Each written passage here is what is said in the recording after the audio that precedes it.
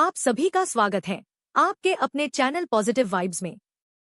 यह कहानी है एक ऐसी ननद की जो अपने भैया भाभी कहीं भी जाने नहीं देती, हमेशा उनके साथ में चलती है। सुनते हैं कैसे चलती है उस पति पत्नी की जीवन की गाड़ी।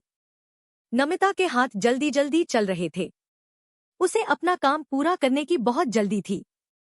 ननद भव्या के आने से पहले पहले वो पूरा काम कर यहाँ से रवाना हो जाना चाहती थी, क्योंकि पति सुधीर उसका इंतजार कर रहा होगा।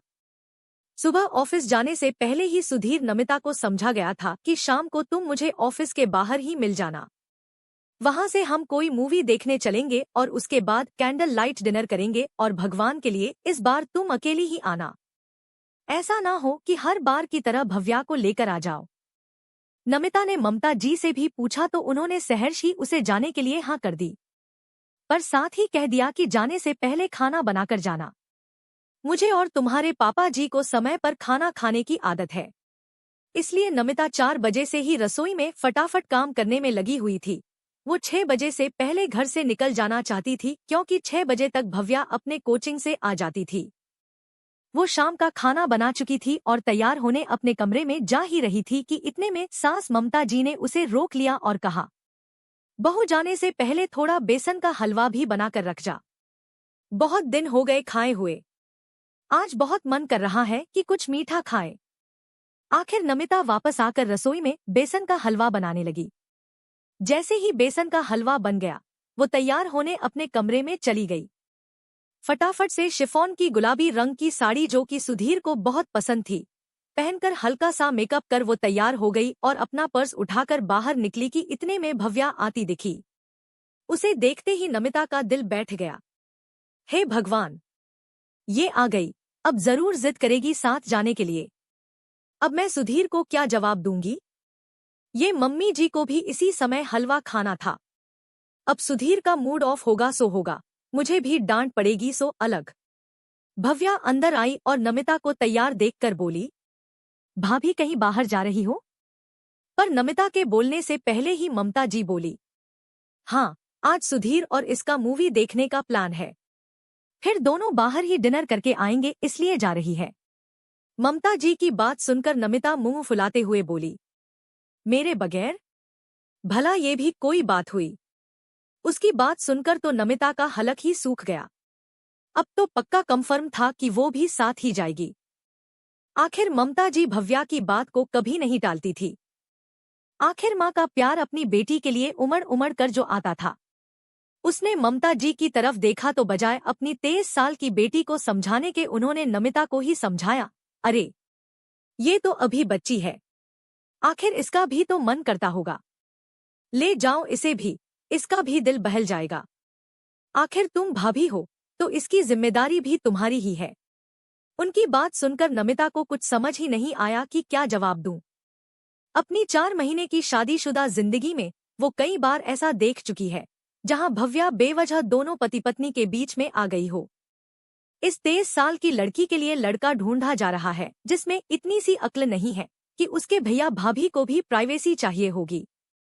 बस बेवजह की जिद करके बैठ जाती है और ममता जी बजाय उसे समझाने के उसका ही साथ देती है।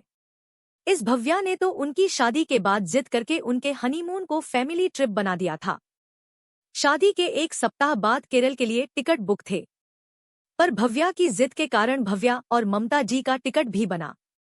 जब विपुल जी ने समझाने की कोशिश की तो ममता जी ने जवाब दिया, अरे वो दोनों तो अलग कमरे में रहेंगे और हम दोनों अलग कमरे में। अरे पर तुम बेटे बहू के साथ अच्छी लगोगी क्या? क्यों नहीं अच्छी लगूंगी? एक आदर्श बहू तो वही होती है जो अपने परिवार को अपने साथ लेकर चले। आखिर हम सब जितना एक साथ रहेंगे, उतना ही तो परिवार को जान पाएंगे। इसके आगे विपुल जी भी कुछ समझा नहीं पाए।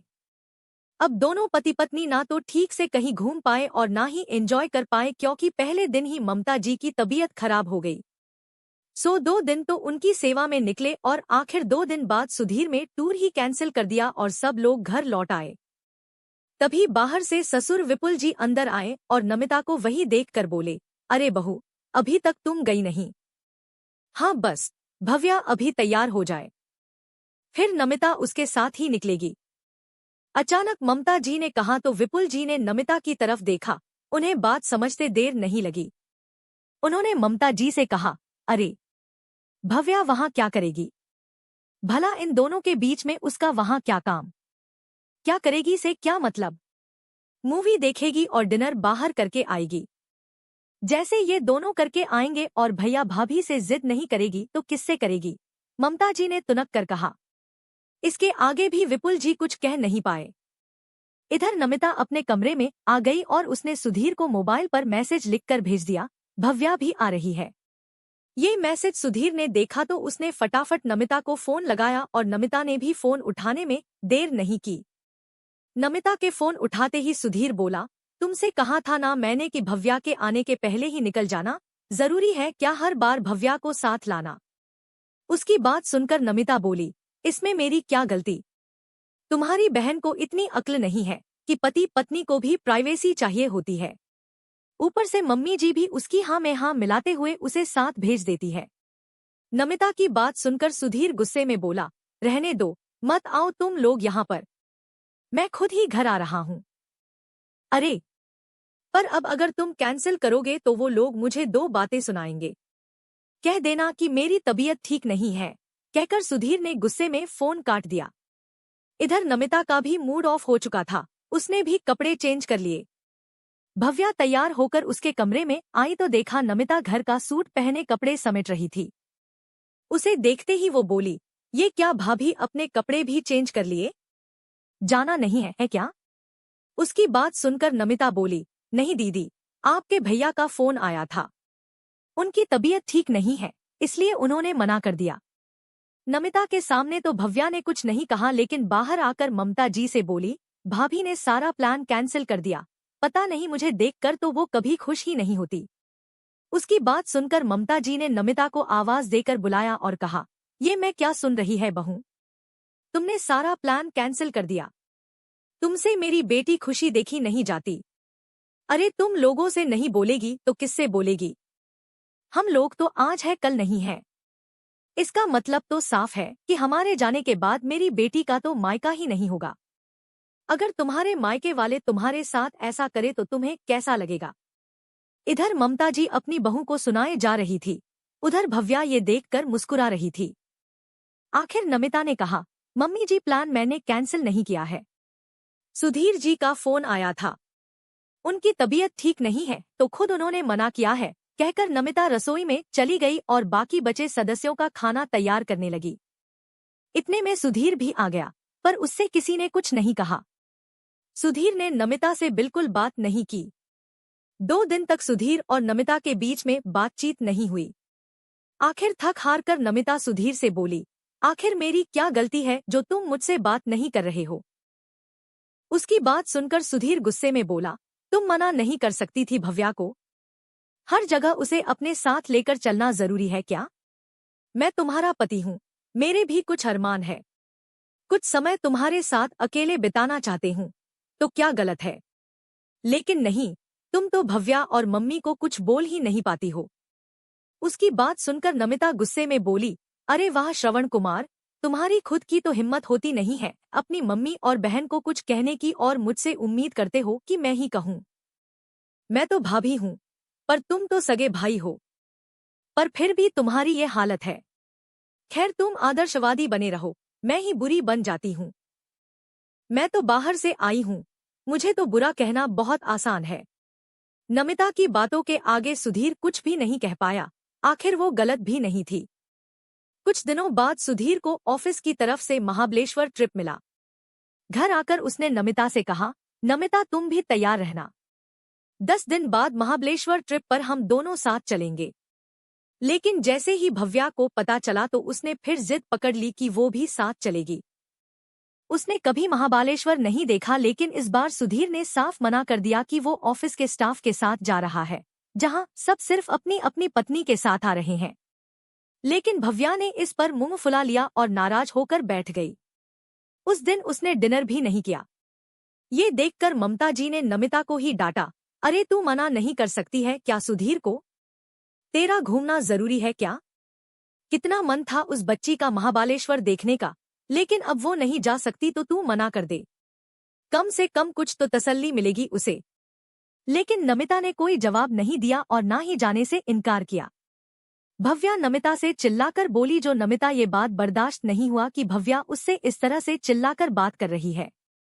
उसने पलटकर भव्या से कह दिया, दीदी मुझे माफ करो, पर हम पति पत्नी हैं, कभी तो हमें अकेला छोड़ दिया करो। हर जगह हमारे साथ जाना जरूरी है क्या? बस यही बात ममता जी और भव्या ने पकड़ ली। इस कारण से घर का माहौल बड़ा खराब सा हो गया। लेकिन महाबलेश्वर जाने से पहले इससे उभरने का बहुत जल्दी ही मौका मिला। रविवार के दिन भव्या को देखने लड़के वाले आए। लड़का नवीन, उसकी माँ, पापा, बड़ा भाई और छोटी बहन भी आए थे। देखने दिखाने का सिलसिला चला और फाइनली उन लोगों को भव्या पसंद आ गई। 501 रुपए और मिठाई का डिब्बा देकर रोका कर दिया गया। सभी पुरुष खा पीकर बाहर हॉल में बैठे थे, वहीं सारी महिलाएं भव्या के कमरे में बैठी हुई थी। तभी नमिता सबके लिए शरबत बना कर ले आई। उस समय भव्या की ननद ने भव्या से पूछा, भाभी बताइए आपको कौन सी जगह पसंद है, ताकि आपकी शादी के बाद हम आपका हनीमून ट्रिप वही का सेट कर दे। यह सुनकर भव्या शर्मा गई और कुछ नहीं बोली। यह देखकर भव्या की होने वाली सास बोली, अरे बेटा बताओगी नहीं तो हमें कैसे पता चलेगा? तब उसकी जगह ममता जी बोली, मेरी बेटी को महाबलेश्वर जाने की बड़ी इच्छा है। वो तो अपने भैया भाभी के साथ जाना चाहती थी, लेकिन इन लोगों ने मना कर दिया। ममता जी की बात सुनकर नमिता का चेहरा उतर गया, पर उसने बात संभालते हुए कहा, दरअसल बात यह है कि महाबलेश्वर ट्रिप इनके ऑफिस की तरफ से है। सभी स्टाफ मेंबर जा रहे हैं और उनके साथ उनकी पत्नियां ही जा रही है, इसीलिए मना किया था। पर वैसे आप फिक्र मत कीजिए, हमारी दीदी बहुत ही आदर्शवादी है। हमारी मम्मी जी ने तो उन्हें शुरू से सिखाया है कि अपने परिवार को साथ लेकर चलना चाहिए, इसलिए हनीमून पर भी इन्हें अकेले भेजने की जरूरत नहीं है। आप चाहे तो पूरा फैमिली टूर कर सकते हैं। उसकी बात सुनकर सब लोग हंस दिए। भव्या की ननद बोली, अरे भाभी, आपकी भाभी तो बड़ी ही मजाकिया है, लेकिन भाभी की भाभी जी, हम ऐसे नहीं हैं। अरे भैया भाभी को भी तो प्राइवेसी चाहिए होती है ना। अब इनके हनीमून पर हम क्या करेंगे? उसकी बात सुनकर भव्या की होने वाली सास बोली, बिल्कुल सही कहा बेटा, बेटे बहू को भी तो प्राइवेसी चाहिए होती है। अब ऐसे में परिवार के सदस्य हर बार उनके बीच में आए तो कई जगह पर तो घर टूटने की कगार पर आ जाते हैं। ना बाबा ना, हम तो ऐसी हरकत के सख्त खिलाफ है। उनकी बात सुनकर ममता जी और भव्या के चेहरे की हवाइयां उड़ गई। दोनों एक दूसरे की तरफ देखने लगी और जैसे ही उनकी नजर नमिता से टकराई, दोनों ने अपनी नजरें नीची कर ली। खैर थोड़ी देर बाद लड़के वाले वहां से रवाना हो गए। इस बारे में घर में किसी ने कोई बात नहीं की, लेकिन जिस दिन सुधीर और नमिता महाबलेश्वर के लिए रवाना हो रहे थे, उस दिन घर में सब खुशी खुशी उन्हें रवाना कर रहे थे। आज ना तो ननद का मुंह फूला था और ना ही सास डांट रही थी।